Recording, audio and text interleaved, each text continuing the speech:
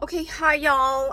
This is going to be my first video of talking about how effed up the family court system is. It might be a little sloppy. I'm in my vehicle because I have to go to the post office. I'm trying to adjust myself. I have to go to the post office and send out my motions to the adversary. Meaning, yeah, I'm sure you guys all know what I mean. The ex-spouse's lawyer. Okay, so y'all, I'm trying to drive while recording, and this is probably not a good idea. I'm sure that you guys are going to be like, you shouldn't be doing that, blah, blah, blah. But my time is so limited. I'm always on a time crunch. I don't have the ability to do a lot of things when I like personal things anyway. Everything that I have to do is for personal is always like rush, rush, rush, rush, rush. Okay, so I want to talk about how freaking effed up is family court and how I think they built on spouses, or at least one of the spouses, doing the craziest things ever. And what I mean is, for example, I am actually divorced. I am divorced as of November 8th, 2023. But I've been going through this divorce for 5 years. Part of it, I would say it was because of COVID. And then the other part was because my ex-spouse didn't want to give me my share of our pension. And I say ours because we were married and I was entitled to half of it. And he didn't want me to have half of it. He was offering me 50,000 without me knowing what the portion of the pension would have been if I would have agreed to 50,000 be. So I declined. And for 5 years we were fighting. Of course, his lawyer blamed me for the delay in the divorce, which is obviously not true because I had nothing. Like, I had nothing for him to fight for except the pension, which obviously I was entitled to. So if you know that somebody's entitled to something, stop fighting. Just let them have it. And the other thing is, oh my God, that thing is so annoying. So let me turn it off.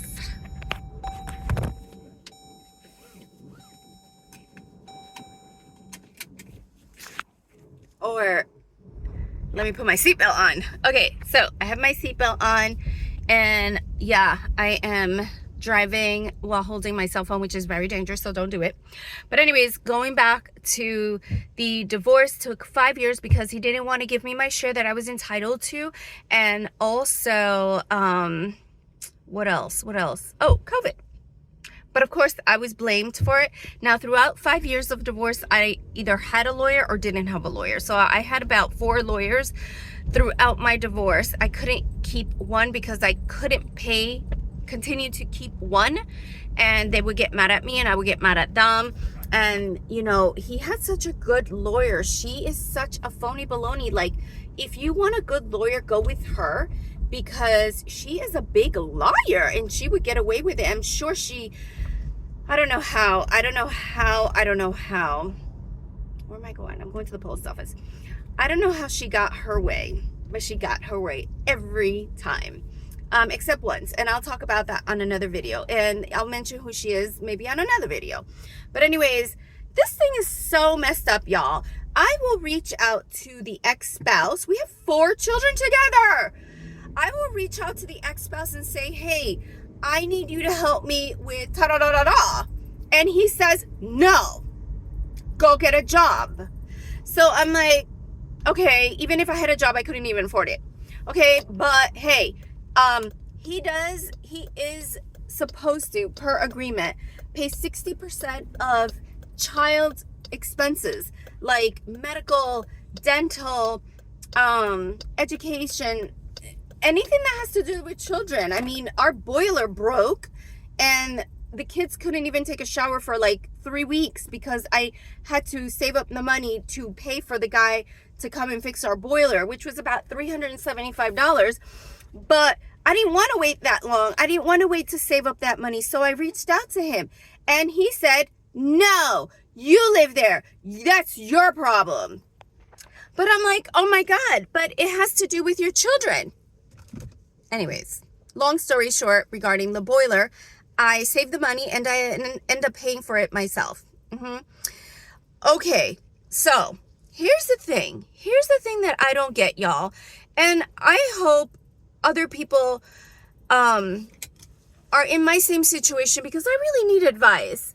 And perhaps lawyers out there can even give me advice for free because, like, I feel like the law is pretty messed up. Not the law, the family fake law, because half of the time, or 90% of the time, family court does not even follow any laws.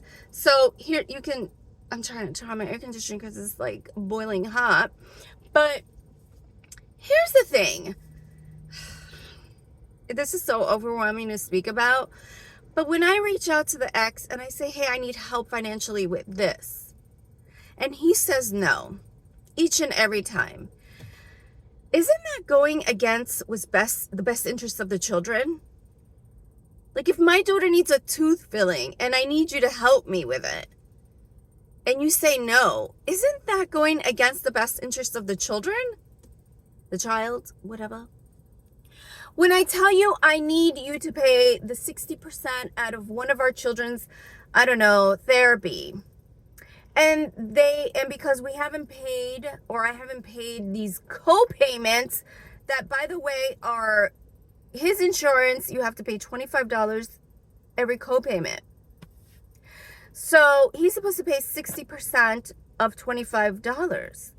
So he doesn't. And then the bills keep piling and piling. So I will pay 100%. But then, hey, at the end of the day, I've paid everything. Where is my 60%, dude? No, he doesn't want to. So then I stop paying and these bills pile up. And then they don't want to see my daughter anymore because, heck, we owe them money. So now my daughter doesn't go to physical therapy, therapy. Because he doesn't want to pay. So now I have to save up the money so she can go back. So I go to court and I tell him this, and he's like, he continues to say, no, he's not going to pay. But isn't he going against the best interests of the children, of the child? I keep saying children because I have 4 children. Because, each and every child needs something. Here's the thing. We are divorced, but you are not divorced with your children. I am the caretaker. I am telling you what the kids need. So why aren't you taking that into consideration before you say no? So it's a constant thing. Every time I need his help, he says no. And some people say just don't ask him for help. But why not? He is the father making close to $200,000 a year. Why shouldn't I not ask him for help? I don't get it. I don't get it. He doesn't, I'm gonna embarrass myself and tell everybody on YouTube how much I get in child support for 4 children, him making close to $200,000 and me making at times 0, because I was a stay-at-home mom. Literally, I warn women not to do what I did. But here's the thing. I don't want to get into that. That's for another video. But right now I'm in this situation. Forget about if I let everything go and decided to raise my children, because who doesn't want to raise their own children? Who doesn't want to? I was an older mom, so obviously I wanted to raise my children. And I know what happens at daycare. And I know what kids go through. So I wanted to raise my own children. Thank you very much. Don't judge me, okay? Anyways, so here's the thing. I was a stay-at-home mom for many years. After, I don't want to call him ex because he annoys the crap out of me. I'm so stressed out with him that I cannot even consider him my ex. I gotta consider him like a stink bug. You know how they just stand there on the wall doing nothing, but, you know, they're so ugly. Some people think they're cute. And I think if you smash them, they make your house smell. I don't know if that's the truth, but anyways. Okay, so anyhow, going back to this, asking the stink bug for help with his own children, he says no every time. And some people say, just don't ask him for anything. But if I don't ask him for anything, I'm not advocating for my children. If I don't ask him for anything, then he's not parenting. If I don't ask him for anything, then where is that money going to? Like, it's probably going to go to another woman. So why can't it go to my children's teeth? Why can't it go to my children's medical? Why can't it go to my children's tutoring, to their education, to their clothing? Shut up already, especially you men who think child support is ridiculous. Shut up, because I am not talking to you losers, okay? I'm talking to those out there that can give me advice, and I don't want to hear it from any loser out there who does not want to support his own children. Shut up. Oh my God. Anyways, here's the thing. I can fight tooth and nail. I don't even know if that's a saying because I hate sayings. But anyways, I can fight with this guy, with the stink bug, for many, many, many, many months on end for him to help me pay for something regarding his children. I sound crazy. And he continuously says no. So then I have no choice but to file a motion. I hate filing motions because literally it'll take me weeks to do it.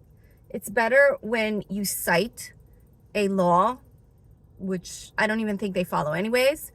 It's better when you cite a case or put down a case as an example, which I don't even think they care because some of these cases are from like years ago, like 1969 and shit. I don't even know. It's better that you do that, but sometimes because it takes a lot of research or maybe you don't even know what you're looking for. I mean, I am a Googleaholic and sometimes it's just so stressful. But when I find something and I put it down, it just gets thrown out. It's like, what are you talking about? Okay. So, or maybe they're making fun of me. So here's the thing. I cannot afford a lawyer. No more. I'm not going to do it. I just decided to file motions every time he says no to helping me with the children because it's kind of ridiculous. And I will tell you why. He will literally say no to me each and every time I ask him for help financially for the children. Or even if I'm sick or even if I'm working and he needs to pick up the children from school. He lives an hour away, yes, I know. But if it's an emergency and I can't because I might lose my job, why can't you pick the kid up from school? You have seniority at your job. You've been there for many, many years, stink bug.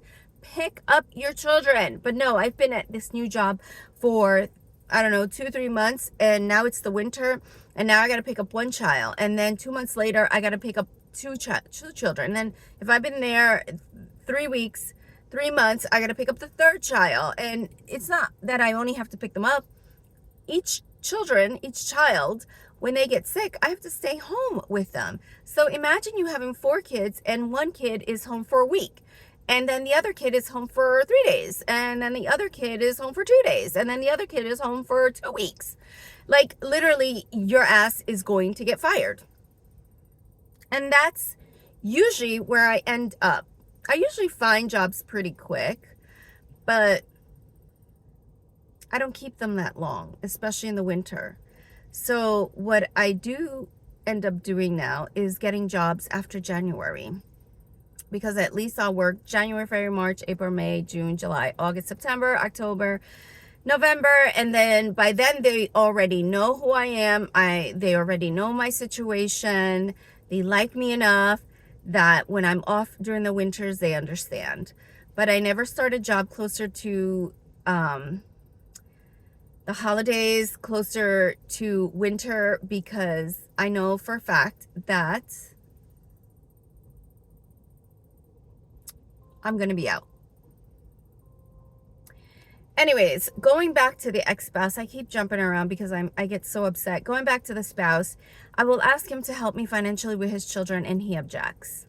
So once he objects, and I ask many times, like months and months and months, it could be like 3, 4, 5 months, and he continues to say no. And I've already paid, and I continue to ask for my 60%, and he doesn't even answer his emails, or he keeps telling me to go get a job, or he keeps bringing up our divorce. You know, like, I have to follow motion. Get this, y'all. Get this. Now, sometimes I have to pay for a motion, but when I'm unemployed, I don't pay for the motion. So they have a waiver. If you make a certain amount below, they will waive those fees for a whole year. You gotta fill out an application for it, have a judge look at it, and waive it or not waive it, depending on your income. You have to be in a lower income bracket, I guess. I don't know.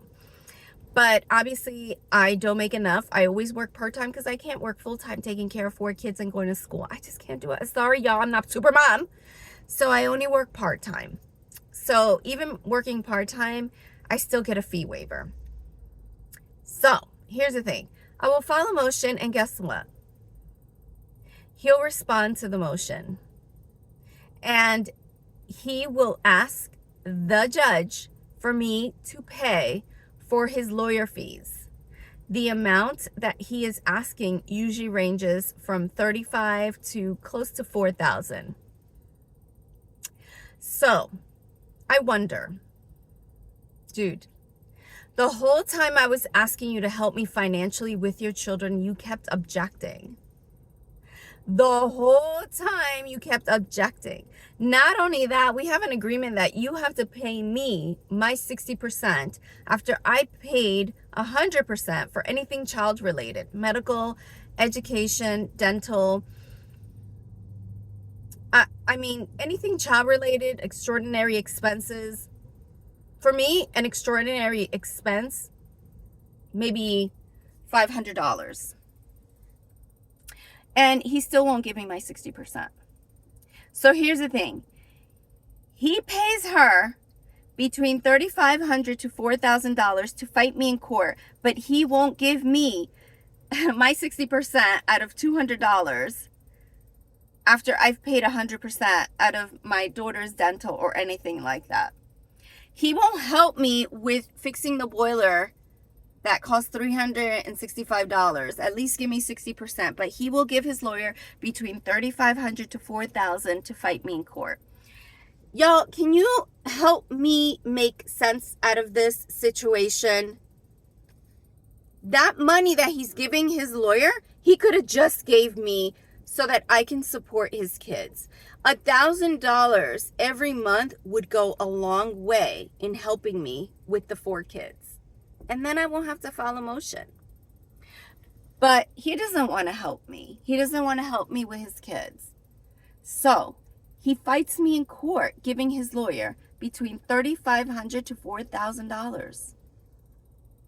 Have you guys ever experienced anything like this with your ex stink bugs? Can any lawyer chime in?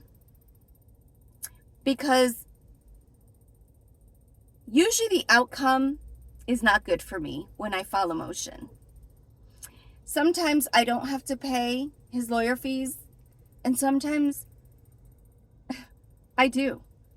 But most of the time, I get denied for asking for increase in child support. But yet, he doesn't pay my 60%, and yet he pays his lawyer between $3,500 to $4,000 to fight me for an increasement in child support when he didn't want to give it to me in the first place, but he gave his lawyer. And literally, I can file motions every 3 to 4 months, and he'll continue to pay her. But he doesn't say, hey, stop. What is it that you need for the children? He doesn't say, okay, let's work this out. Okay, what do you need? Okay. What about if I give you this? He doesn't stop and say those things. He just pays his lawyer. So, can anybody help me? Make me feel better. Is there anybody else out there whose ex stink bug is the same? Please let me know. Bye.